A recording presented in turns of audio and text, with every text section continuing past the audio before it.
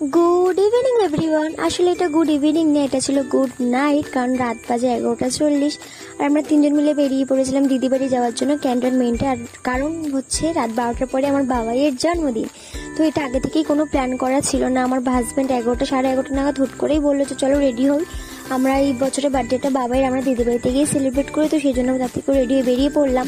দেখতেই পাচ্ছ ওর মাথায় তেল দেওয়া ছিল, আমাদের কোনো আইডিয়াই ছিল না যে আমরা কোথাও যাবো বা কিছু। তো দত্তপুকুর থেকে আমার ক্যান্টনমেন্টে যাওয়ার ট্রেন অত রাতে পাইনি, তো বারাসাতে আসলাম প্রথমে ওখান থেকে। তো এসে দেখতেই পাচ্ছ ট্রেনটা পুরো ফাঁকা ছিল, হাতে গোনা 2-1জনই স্টেশনে এবং প্ল্যাটফর্মে এবং ট্রেন থেকে নামলো।